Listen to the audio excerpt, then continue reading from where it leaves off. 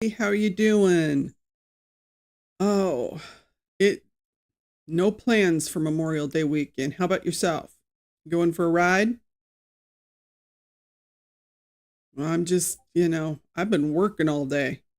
And then of course I worked all the way up to the very last minute because you know me, I'm always changing my mind about something. I think Doc would like to have a boring day in his life, but with me in it, he didn't get very much boring. Right, Doc? He could use boring once in a while. I hope you get a chance to go for a ride. That'll be fun. I'm sorry, my microphone wasn't on. That would be an affirmative right there. Yeah. An affirmative. Well, I can't help it. I don't want you to get bored. That's no fun. You don't want to be bored. Who wants to be bored? Oh, not me. No, never. I wonder where our lovely little Sarah is and Jess. It's a holiday weekend, so there's probably a lot of people out doing stuff. Oh, okay, you go to the vet cemetery to visit. Hey, I don't blame you. I'm sure it is cathartic. It's probably a good thing you're able to do that too. I think that's awesome. Gives you a chance to unwind and to have some good memories, have a beer with them, talk with them. Because you keep their memories alive by doing that. And that's good. Did you see the news with those I don't even know what military service they were in there in Florida where they were shooting blanks at some park and they were drinking? Oh, they are in trouble. I don't know what service they were in, but I can't remember if they were. For some reason, I was thinking Army, but I could be wrong. But it looks like they're going to be in big trouble with the military over that one. They all got sat down for pulling that stunt that they did. And I mean, they scared a lot of people. I don't know what they were thinking. Young guys at a park with guns and booze. Not a good combination, I guess, for them. You said the optimum word. Booze? Thinking. Hey, Jess. Glad you joined us. Christian, I don't know if they're going to Leavenworth. I know right now they just said that they were put on like a suspension. I don't know how they do that. With the military, you'd know better than me.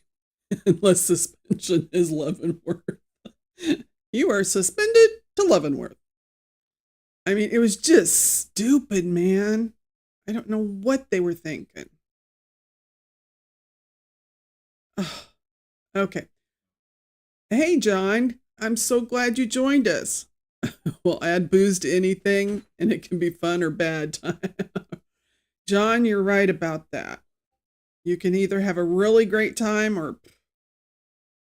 Oh, Fala, I was just telling them, did you hear about the military guys in Florida that had gone to some park and as they were drinking and chilling, they decided to shoot firearms with blanks in them and scared a whole lot of people. And of course, it was all caught. You can't do things like that. Everybody's got a camera. What were they thinking? Okay, Sarah, you're going to go to the National Cemetery tomorrow. That's so cool. I'm glad you're having a good weekend. Well, this is what I plan to do today or tonight. Today. I'm sitting here looking at all these lights, so I'm thinking daytime, but it's nighttime. Okay, this is what we're going to do. I had planned out this long, storyline for you guys. And then at 11 o'clock this morning or close to noon, I changed my mind. So that's why I gave Doc maybe one or two, three more gray hairs. But, hey, who's counting? I'm not. She had an epiphany.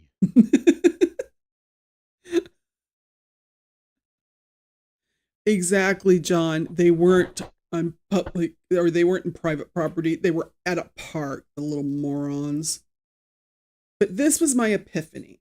I decided what we would do was we would just hit some highlights of some of the things that is going on, stories that have come up. And, just some different things. And this way we can chat a little bit more and just have a little more fun. A couple of the stories are serious. A couple of them, maybe not so serious. We'll see. It's just whatever popped into my brain, which hold on tight. That can get scary. Doc can attest to that.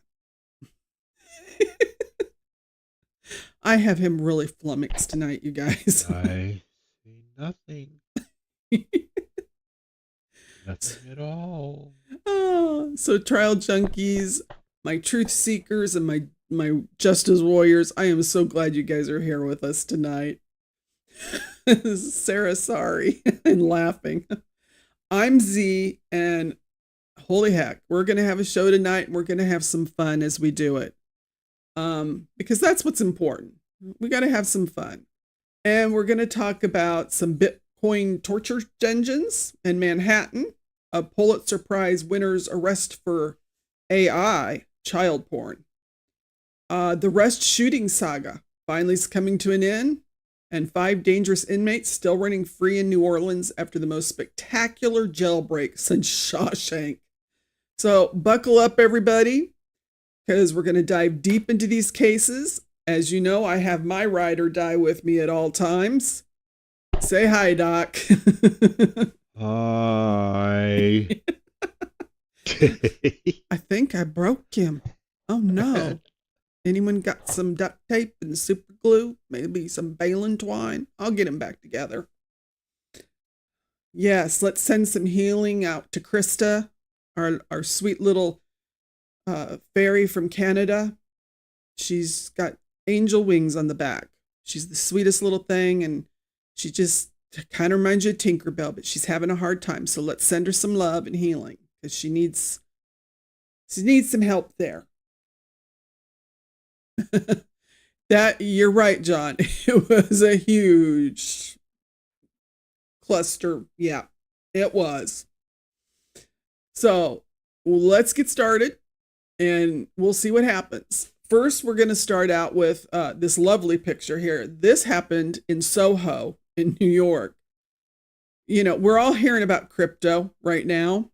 Thanks, Krusty, for sending prayers out to Krista. We want her well again so she can join us. She's got a lot of health problems, poor child. So we're going to start out with this picture, and he's getting arrested. And this happened because there was an Italian tourist, okay? He comes to New York to meet this gentleman on May 6th. He thinks he's going to recover some Bitcoin that he had previously been forced to send to a suspect. Instead, he ends up in a real-life torture dungeon, you guys.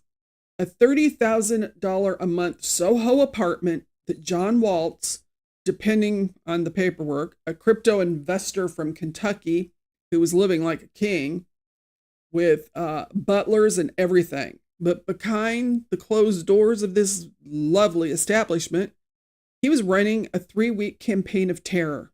And it really sounds like something out of a horror movie, We're talking electric shocks with wires, cutting the victim's leg with a saw, forcing him to smoke crack. And get this, they even, because there was another guy with him, hung him over a stairway ledge while threatening to kill him. And that was all just to get his Bitcoin password. Yeah, fella, we are thankful they let him put a robe on. So 3 weeks, Trial Junkies, this poor man was put up with these 2 men torturing him. And it wasn't some grab and go robbery gone wrong, because this started on May 6th and it went to May 24th. What he endured, it was calculated torture. They literally planned this just to get his password, because we know that with these Bitcoins, it's a robbery that once they get it, it's really hard to track. So This is going to be a new thing that we're going to probably be seeing a lot of. So what happened was, after the guy finally told him, "I will give you my password," Waltz left to go to get his laptop, and the victim ran outside barefoot, bloodied, and totally traumatized. The police found the saw, the photos of the victim with drugs and guns pointed at him. There was blood throughout the entire apartment. A second suspect was arrested, but the charges got dropped until further investigation. So that leaves some really disturbing questions about who else might have been involved. Because this case really shows that this cryptocurrency crimes are going to become a new frontier of extreme violence. You know, this is something we've seen in like the movies. "Hey, therapist, so glad you made it, darling. I know you had a young one graduating." 50 Shades of Hacking. Okay, John. Well, close to it. That poor guy, 3 weeks being tortured by these idiots. And so, digital assets, they're hard to trace. And this is going to sum up. The sums are massive. And people are desperate to recover this crypto. And so there's going to be some nightmarish situations. But we're going to go on to our next story now that we got bathrobe guy out of the way. Because Waltz, he's going to get himself in a little bit of trouble. But the next story we're going to go to is Darren Bell. Oh, so, go again there. The next one, that's still the same guy. That they gave him a t-shirt finally.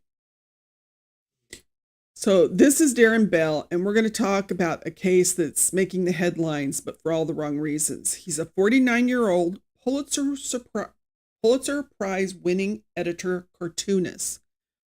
He was the creator of Canterville and Ruby Park. He was arrested on January 15th at his Sacramento home on charges that'll make you feel really creepy. He had possession of child porn. You know what I mean? The P word. Including computer-generated and AI-generated material. He's being held on $1 million bail. And the kicker is, this case is the first arrest under California's new legislation that took place January 1st of this year, you guys. The investigation started with a tip from the National Center for Missing and Exploited Children, and there's about 18 files of child porn uploaded online. But it expanded when the authorities discovered 134 videos of child SA material linked to an account they believe Bell controlled. Now, this is the legally interesting part, because California has this new law. Governor Newsom, for once, did something right. In September of 2024, they specifically criminalized AI-generated child SA material.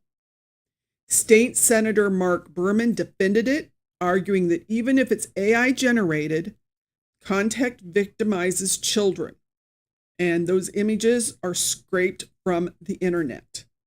All the thousands of children whose images were used, to make this, they got things off school websites, off public social media profiles. All of those children are abused when their images are used to create terrible content. Ugh. Oh, Sarah, that's a good idea. If you have kids, watermark any picture you take of them. It will make it so the pictures can't be altered. Awesome. Let's get that tip out there. Let people know. Let's get it out there. So this is going to be a huge constitutional question, because back in 2002, the Supreme Court struck down portions of the Federal Pornography Prevention Act and Ashcroft. Quit laughing, Doc. I know. They make you do such weird things. I know. versus Free Speech Coalition, ruling that graphic manipulation of images depicting children in SA or in sexual situations was protected under the First Amendment. This case is going to be a major test of whether California's new law can withstand constitutional scrutiny.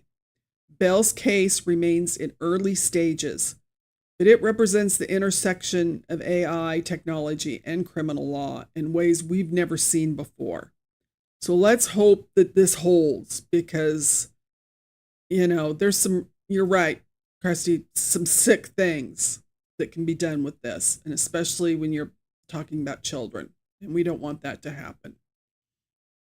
So for once, we'll give Gavin Newsom a thumbs up. He actually did something right for a change, because he does so much wrong that, he does some stupid stuff when it comes to protecting the children. But anyway, he did this right. So let's hop over to the Rush shooting. Now, this was the shooting that took place in New Mexico when Alec Baldwin was filming the movie Rust. Okay. Okay. Oh, see, it's, whoa, go back, I guess. See, mine is not showing up. I have so many monitors right now. Oh, well, I guess we're just going to skip a. No, I think I got this story and the other one mixed up. Anywho, we're going to talk about this one. So, the Rush shooting saga, it reached its conclusion because Hannah Gutierrez Reed is out of prison as of May 23rd, after serving just 14 months of her 18-month sentence. She's on electronic monitoring. She can't possess any firearms and has to get a job within 45 days. Of course, the real story was Alec Baldwin's complete vindication and his nuclear counterattack against the prosecutors who relentlessly pursued him. July 12, 2024, Judge Mary Marlowe Summer dismissed his case with prejudice on day 3 of the trial, meaning it can never be refiled. And people want to know why? Prosecutorial misconduct. I said that. So, it was bad. I mean, the judge called it willful and deliberate and said it came so near to bad faith as to show signs of scorching. Okay. And here's how it happened. The prosecutor deliberately hid ammunition evidence from Baldwin's defense team by filing it under a different name and a case number. So when it came to light, the special prosecutor, Carrie Morrissey, was forced to testify under oath to defend her actions, and the judge didn't buy it. Well, they tried to tell her not to testify, but Morrissey's like, I'll get up on the stand. Everyone's like going, no, don't do that. John, it did come out. The movie is out, but after, the filmographer was shot on this, I can't watch that. I just can't. So Morrissey refused to accept defeat even after it was dismissed with prejudice, and she kept trying to revive the case. Truthfully, I think she became a stalker of Baldwin's. I really do. It just reminded me a little too much of Glenn Close in that movie that she did with Michael Douglas, where she was a stalker. Hopefully Alec didn't have any bunnies. That's all I can say. But the judge, Morrissey said the judge was confused, and she filed a 42-page motion to reconsider the case. They have a 10-page limit. So she was 42 pages over the limit. So when that got denied, she filed another appeal in November of last year. She finally gave up in December when the New Mexico Attorney General called her appeal untenable. I mean, they finally just said, chick, you're done. But January 9th, Baldwin goes on the offensive, filing a civil lawsuit for malicious prosecution against Morrissey. The former DA, Mary Carmack Altuis, and 3 sheriff's investigators. The lawsuit alleges that the prosecutors pursued Baldwin for political and personal goals rather than justice. It said Baldwin's legal team said it perfectly. Criminal prosecutions are supposed to be about the search for truth and justice, not to pursue personal or political gain or harass the innocent. The movie Rust was completed. It was released on May 2nd, and that's 3 years after Helena Hutchins' death. So despite the tragedy, the film found its way to an audience. The armorer, Hannah Gutierrez Reed, served 14 months and is out on parole. Baldwin not only avoided conviction, but is now suing the prosecution.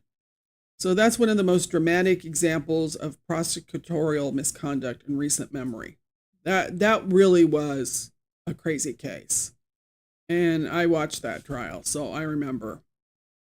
Hey, Matt, good to see you, darling. It always seems like I like one people. Maybe it's not showing up for me. Okay, let's see.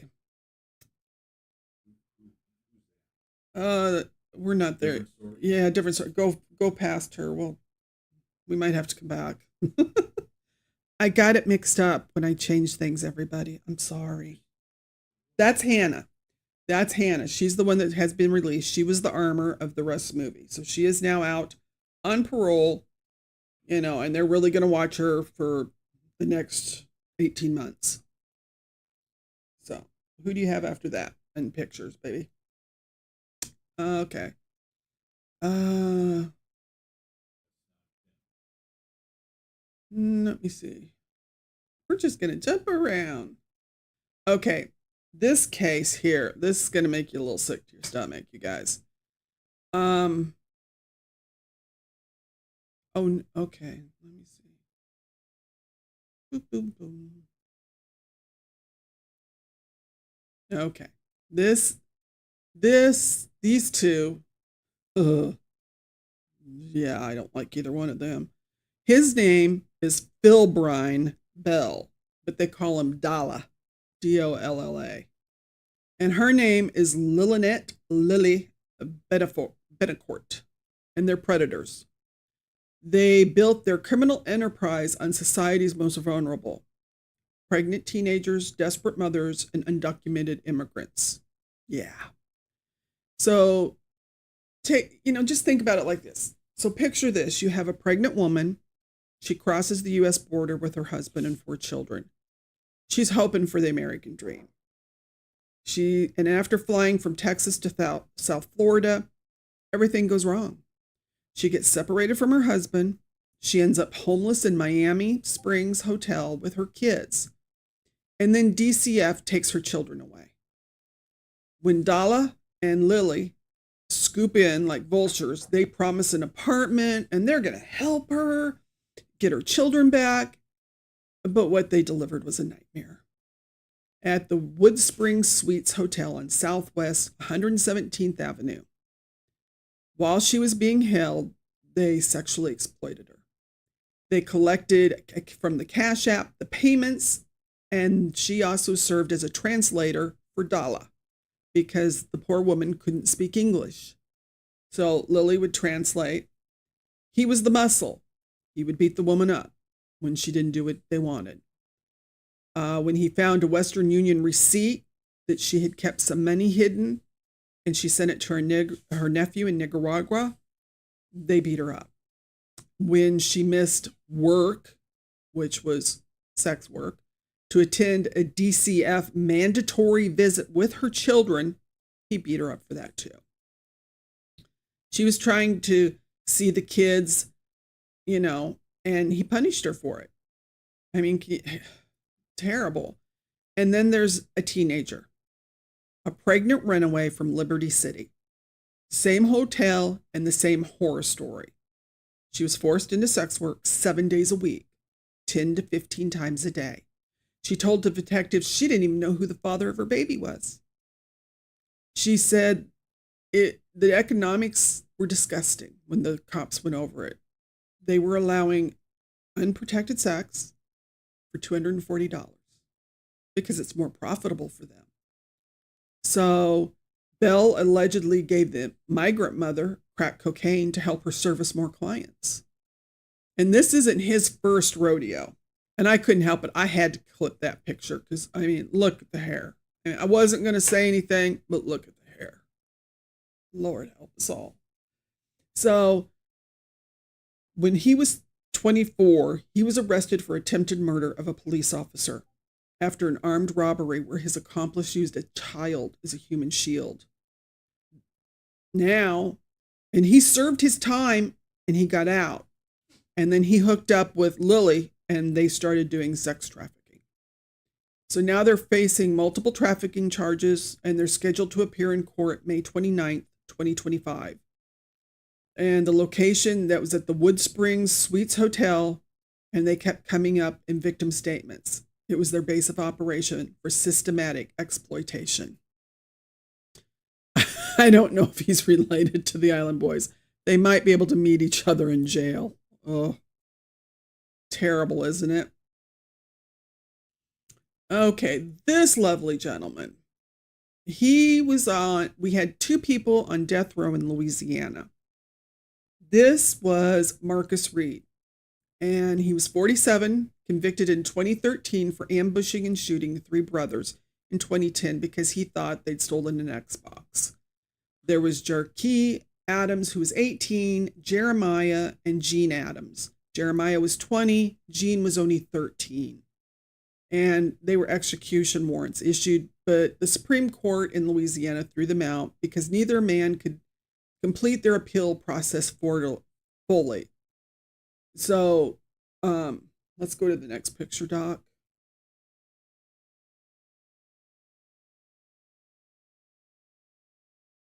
Yes, this is the other lovely contestant from Louisiana. This is Darryl Droughn, and he's 54, and he's been on death row since 2003. And it was for stabbing his 64-year-old neighbor, Loretta White, to death in Shreveport in 2000. Both had, like I said, had those execution warrants, but all of a sudden the Supreme Court in Louisiana decided, well, they haven't fully had a chance to run out their appeals. Like, really? So this comes right after Louisiana did conduct its first execution in 15 years using nitrogen gas on Jesse Hoffman. So there was momentum to move forward, but now the legal system has its own timeline. So let's go to the next case and see what we have on that one. He's ugly. Okay, let me see.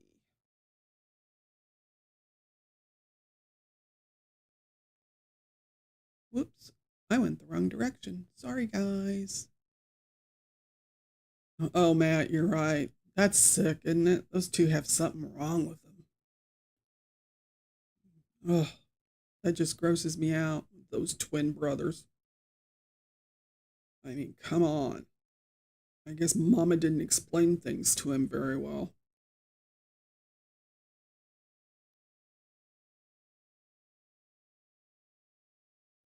This week we actually had 3 executions, you guys, in 1 week. In Texas, we had, and this is Nancy Harris, and she was the one that was deceased. I didn't even put the picture of the guy that did it. It was Marcus Johnson, and they executed him on May 20th, 13 years after he poured lighter fluid on this poor 76-year-old woman who was at a convenience store working, and set her on fire. And then she died 9 days later. His last words included an apology to the family, asking for forgiveness and saying he never meant to hurt her. Well, thank you. We appreciate it, but you did. That's a fine thing to say. Yeah. Well, at least he's one of the few that actually said he was sorry. I mean, sad but true. Yeah, but how did you not mean to put lighter fluid on somebody and set him on fire? Well, he said he was drugged out at the time. He'd fallen off the wagon.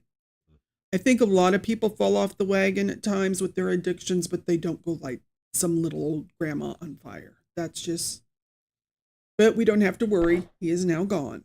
Now, Oscar Franklin Smith here from Tennessee, he was 75, and he was executed for the brutal 1989 murders of his estranged wife, Judith, and her 2 teenage sons in Nashville. The evidence was overwhelming. Insurance policies on all 3 victims. There were threats, a violent history. There was a 911 recording where they could hear the victim was saying, "Frank, no." But his final words were, somebody needs to tell the governor the justice system doesn't work. Too many of us are being killed for someone else's deeds, as he lost consciousness. I didn't kill her. I didn't kill her. Now, that was Tennessee's first execution since 2020, ending a 5-year moratorium caused by COVID. So he is no more. We've got him gone. Okay, who else do we have? Who is contestant number 3? This delightful moron. Yes, this guy was in Indiana, and he wasn't a nice person at all. This was let me see Benjamin Ritchie. He was also executed on May 20th. So him and the guy from Tennessee went the same day. Now, this is controversial because it may have been a botched execution. Ritchie killed Officer Bill Toney in 2000. There's a picture of Officer Toney. He was a good cop, you guys. And the really sad thing about it was he wasn't even supposed to work that night. But him and his wife were sitting there watching Jeopardy, of all things. And I guess somebody had called, and he decided he would go in and work for a colleague. So when he went in, he got a call for a vehicle that was stolen. And he went to chase it. And unfortunately, he met this guy who shot and killed him. Ritchie tattooed the number 37 on his neck because that was Officer Toney's badge number, you guys. Like it was a trophy. And his defense attorney said that Ritchie made violent movements during the execution, sitting up, twitching, lifted his head and shoulders from the gurney. But state officials dispute this, saying that it didn't happen. Of course, now there are medical experts that weren't there that are saying, well, this must have been botched. So Indiana does bar independent media from their executions. A lot of the different states will allow the media to be present. You know, so many of the media to be present. Indiana's not one of them. So the defense lawyers are saying one thing, the state officials are saying another thing. So there's no transparency there as to what actually happened. But I don't think too many people are crying because, I mean, he even called Officer Toney's wife the B word while in court when she was giving her victim impact statement.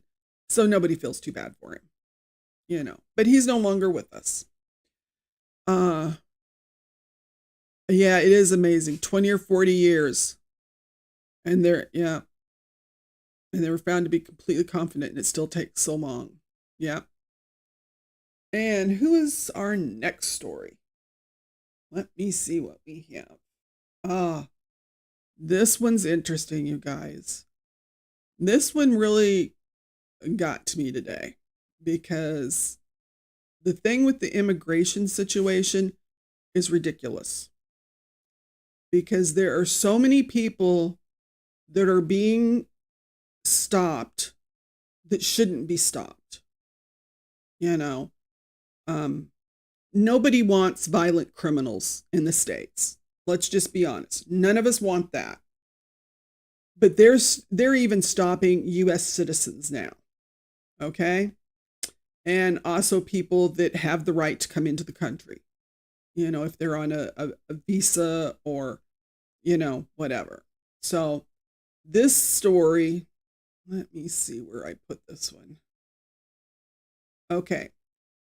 And I think this will make you all mad. This is Nicole Scarakos. She's 25-year-old, former police officer from Australia. And she was looking forward to a 3-week vacation in Honolulu with her mom to visit her husband, Matt, who is a U.S. Army lieutenant stationed on Oahu. She was coming to see her husband, who was in the U.S. Army. She's visited 3 times before with no issues, but this time, U.S. border officials flagged her for additional screening. And she's like, okay. But what happened next is appalling. The officials checking passports went from completely composed to yelling at the top of their lungs, telling her mother to shut up and go to the back of the line. They were taken to a holding room. Their bags and phones were searched and subject to aggressive questioning about everything from her work as a police officer to whether her tattoos were gang related. Now, if you look at her tattoos, I think you will see most of them are probably flowers and maybe some, that's too far away for me to see. But I think some of them are more of tribal, but they wanted to know if she had gang-related tattoos. Now, I don't know about you. The woman spoke when I heard her interview with an Australian accent. She even told them she was married to someone in the U.S. Army, and the officers laughed at her. They said she had too many clothes, so they assumed she was going to overstay her visa. Now, I don't know about you, but Doc can attest, when I used to pack for a trip, how many suitcases did I take, Doc? Well, let's see. You had me outweighed by probably at least 4 to 1. I overpack. I always overpack. It's just who I am. Okay, I overpack. I bring way too many shoes. I bring because you just never know what's going to happen with the weather. Okay, you just want to be prepared. Most women overpack. Now, there are probably some that are really good at just packing for what they need, but a lot of women overpack. So from there, they took her fingerprints. They did a DNA swab. They did a body cavity search on her. Then they walked her through the airport in handcuffs, drove her to a federal detention center.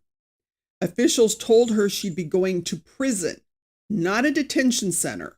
They said the word prison. You're going to prison. At the facility, they strip searched her.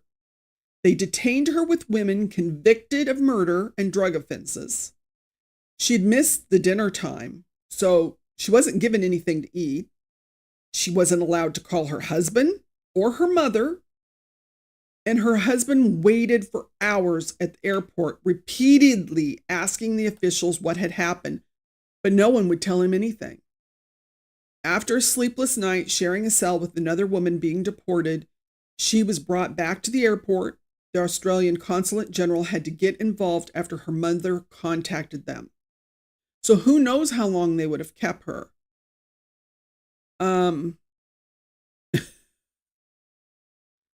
See, John, that's true. We do pack a lot. But you know what? There are times when you guys will say, did you happen to bring? And we'll go, yep, right here. Oh, Sarah, you have to be one of those that packs light. Love you, sister. I'm not. Now I probably would pack lighter than I used to. That's the right way to go. It really is. Yeah. Doc, do you want to take sides on that right now? No, not really. Didn't think so because I know where you sleep at night. Uh-huh. But so I have done a deep dive into these detention centers, and one of these days we're going to do a video on them. There are these companies, the GEO group, and the other one starts with a C, and I can't remember what the name of it is. They make money by holding on to people longer. So they will put you in these detention centers and not let you out. I mean, we had the Canadian actress that was in there for over 10 days. There was no reason for her to be. So if her mother had not gone to the Australian consulate and got involved, yeah, who knows how long they would have kept her. And that's just wrong. She said it made it physically impossible for me to ever enter the United States again. She said her husband is now considering leaving the U.S. military because he wants to move to Australia permanently because she can't come here no more. They did this to a military man and his wife. And this isn't the first one, you guys. It also happened down in Miami or Florida. I can't remember if it was exactly Miami, where the Coast Guard, this couple was getting ready for their move-in date, and they arrested his wife because she was actually an immigrant, where this girl wasn't. This girl was just coming on a visa to visit. So she wasn't looking for citizenship or anything. She was coming on vacation for a 3-day weekend for her husband. John, yeah, I just pack a backpack and a Walmart bag. Okay, man, I need to carry on and I'm good for a week or two. Okay, guys. I said nothing.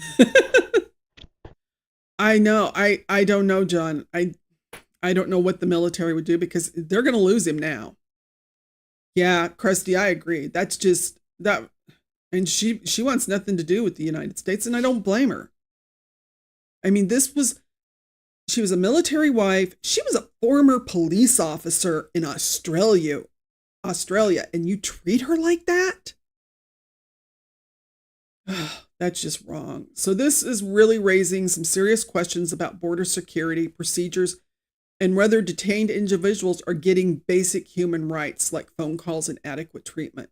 Because they wouldn't, like she said, I deserved a phone call, at least one, and they would not let her. Okay, who do we have next, Doc? Who is on our next agenda? The Great New Orleans Escape. New Orleans. Gotta love it. Everybody's got Doc's back. What about me? Come on. It's not fair. I mean, just because I'm the one that ends up with whatever people need because I pack it. But I'm feeling kind of puny right now, so okay. Everybody's got your back, Doc. Yeah. So let's talk about this New Orleans escape. The Annabelle doll. Oh Lord, John, let's hope not. That's just creepy. 10 inmates vanished into thin air. Okay. And this story's got everything in it. We have corrupt employees, a sheriff under fire, a manhunt involving over 200 law enforcement officers. 5 dangerous inmates are still on the loose after the most spectacular jailbreak since Shawshank Redemption. And this happened on May 16th. The Orleans Parish Justice Center. 10 inmates dug a hole behind a toilet. Okay? And I know, John's funny. So they dug this hole and they crawled through the walls and disappeared into the French Quarter. And here's the kicker, you guys. They'd been gone for over 7 hours before anybody noticed them. 7 hours they were missing. So I'm going to give you the timeline. At 12:22 a.m., they began tampering with sliding the door. At 12:43 a.m., they entered the cell, disappeared behind the toilet, into plumbing, and then at 1 a.m., they exited through the loading dock like they owned the place. And if you catch the video, those dudes are running. At 1:19 a.m., they're crossing the Interstate 10 after climbing jail fences. So they not only broke out, they had to climb over fences of the jail. At 2:10 a.m., 3 of the inmates casually walked through downtown in jail uniforms. Now, at 2 a.m., downtown, there's still people around. It's New Orleans, people. I mean, we used to live in Baton Rouge. You go down to New Orleans, it don't shut down that early. Lots of people. Yeah. So at 9:50 a.m., the Project Nola cameras captured 2 of them in the French Quarter. Where was security? The civilian employee monitoring the pod had stepped away to get food. The communications disaster, unbelievable. You're right, John. It was a mess. At 8:30, the sheriff learns of the escape. At 10:30, New Orleans PD finds out from the media. Did you hear that? From the media. At 2:34 p.m., citywide alert finally goes out at 2:34. So if she learned about it at 8:30, she was trying to keep that quiet until 2:34. The New Orleans Police Department learned about the 10 dangerous escape inmates from watching the news. This was an inside job, and the story of how it happened is complex. Sterling Williams is a maintenance worker, and they've got him facing charges, but his attorney says he was manipulated. The inmates deliberately clogged a toilet, and when Williams came to fix it, escapee Antoine Massey allegedly threatened to shank him if he didn't turn off the water. Williams could have reported the threat and escape plan, but didn't. He's now being held in a different facility for his own safety. They're saying he didn't know about the escape plan. Here's the most disturbing part.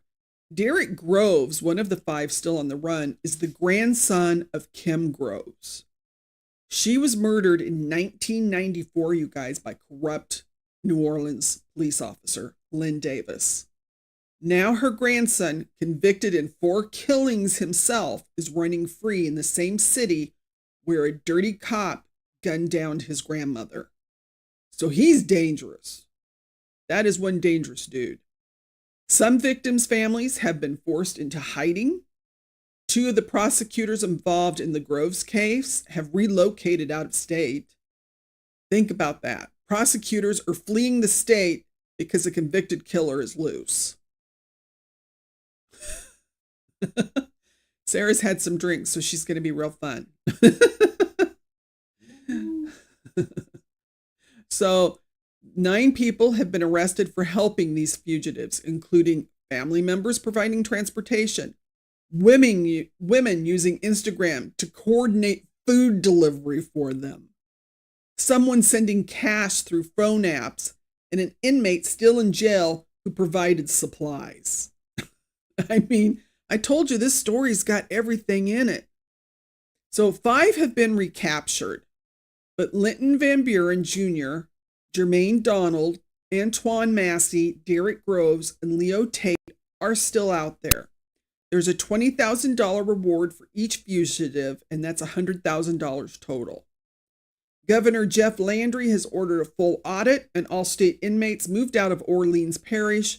The sheriff is facing a grand jury subpoena, and federal monitoring has been in place for years due to overcrowding and understaffing.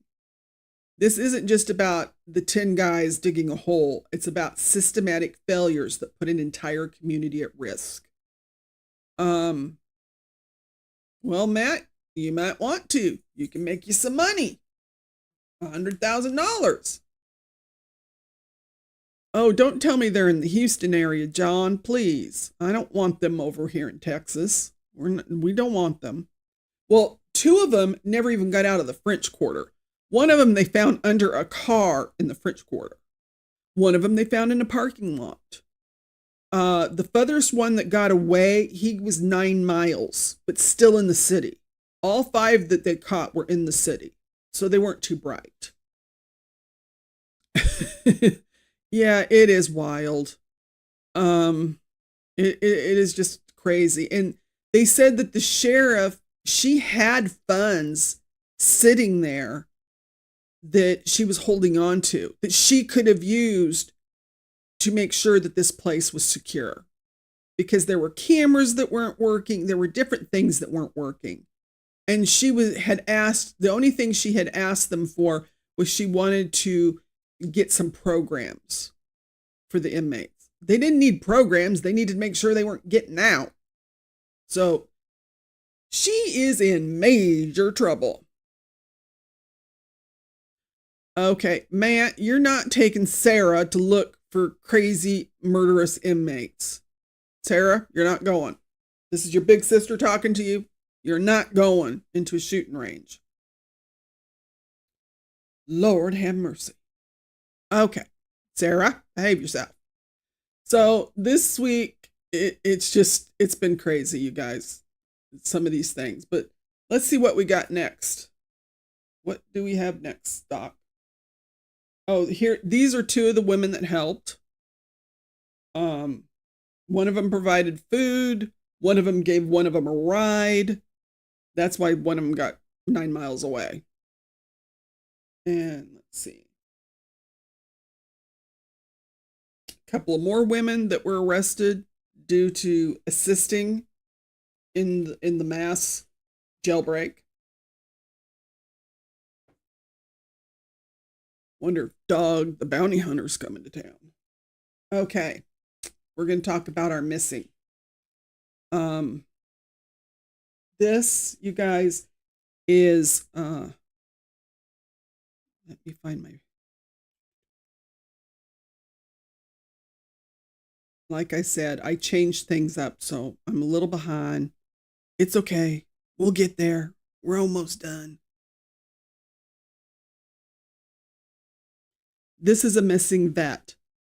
His name is Sean Olin. I can't pronounce. Olschlager. He's 32. He's disabled. He has PTSD. He hasn't been seen since Sunday, March 30th in Clinton, Montana. He's missed critical medical appointments in Missoula and was last heard via text at 5 p.m. on the 31st of March, saying he was driving out of Missoula. He's 5'6". He weighs 150 pounds, brown eyes, brown hair. His vehicle is a 2019 red maroon Dodge Ram Rebel, Montana plates 11589. The front end is smashed, the back window broken. He's vulnerable and may be in danger, so let's bring Sean home. If you've seen him or his vehicle, contact the authorities immediately. So please, everyone, let's all think about Sean because he needs to be brought home. That's all there is to it. He needs to be found. And our next missing person. Okay, this is Riley Anderson. And this young man is only 15 years old. He's 5'10", 140 pounds, brown eyes, brown hair. He's native, and he was last seen on May 16th, 2025 in Grand Forks, North Dakota. So keep your eyes out for Riley, just in case. We just don't know how far some of these people could have traveled. You know, if someone finds him, call the authorities. Let them know. Riley needs to go home. He's only 15.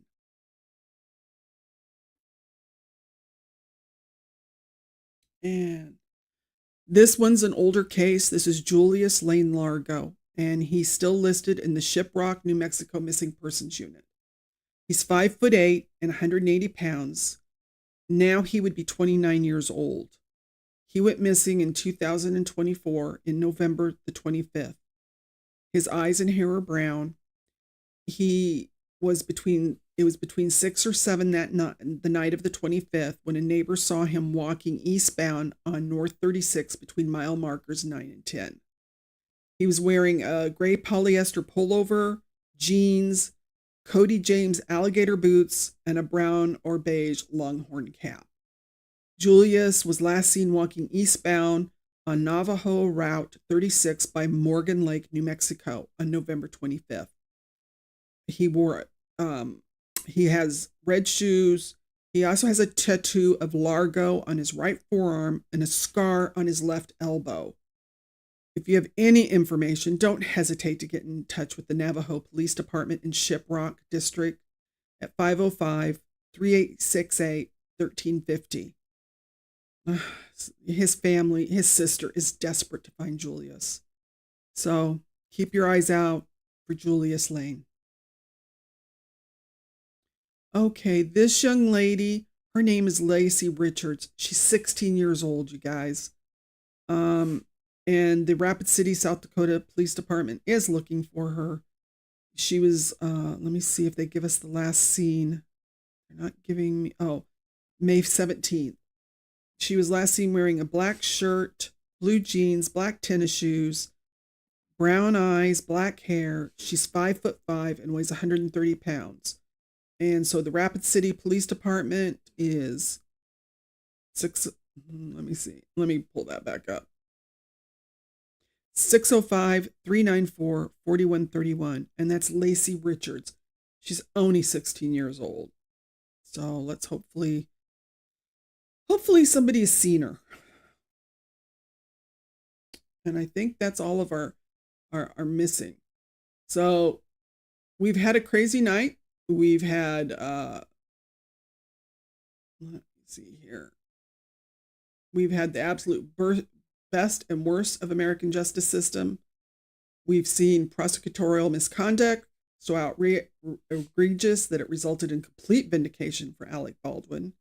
We've witnessed technological advances in law enforcement with AI-generated child pornography prosecutions. We've watched the death penalty carried out in 3 different states, 3 very different outcomes. We've seen system failures so spectacular that dangerous inmates are running free in New Orleans or close by. Cryptocurrency torture chambers operating in luxury Manhattan apartments, and immigration enforcement that separates military families. I mean, so that's some stuff that but the common thread when institutions fail, real people, they suffer. Whether it's victims' families forced into hiding because of dangerous criminals being on the loose, tourists that are subject to dehumanizing treatment, or communities living in fear of escaped killers. The consequences of the systematic breakdown are measured in human lives. We have to continue tracking these cases. Remember that behind every headline, you guys, it's real people. Their lives have been changed. And it's just not verdicts and sentences sometimes. It's about whether our institutions can protect the innocent and hold the guilty accountable. For the 5 escaped inmates still on the run in New Orleans, the cryptocurrency victims still seeking their assets, for families torn apart by trafficking operations, every person failed by the system they trusted to protect them. The fight for justice continues. Keep questioning. We got to demand better from our institutions because it's crazy. Yeah, you're right, John. They want to pitch the pennies and not spend the dough because she had the money to fix some of this stuff and she just didn't do it.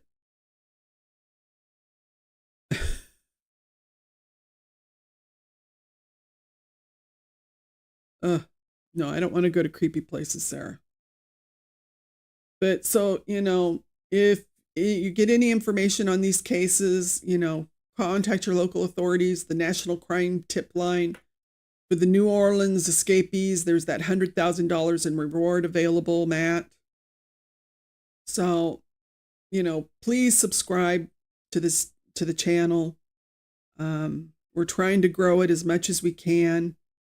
It's slow, but we're getting there, and we appreciate everyone that comes and listens and participates because, you guys are everything. We really appreciate you showing up. I hope tonight was kind of fun. We kind of did things a little bit different, getting to chat a little bit more. But next week, Thursday, we'll have another case for the Native and Indigenous people. We love you guys so much. I just want you all to remember that every killer relies on our silence. Don't be why we share another story on the channel. If you know something, speak up, because that wasn't a mannequin and never is. Until the next time, I want you guys to stay informed, stay vigilant, compassionate. Let's all seek justice. And Sarah, you don't have enough sass, baby. You're just a sweetheart. I have enough sass for all of us. You can ask Doc. Matt, we love you guys, and y'all stay safe. Hopefully no crazy criminals will come this direction. If they do, we have 4 crazy cats. That's all I can tell them. Good night. We love you. And we'll see you Thursday night at 8 p.m. So join us again. Good night, everybody.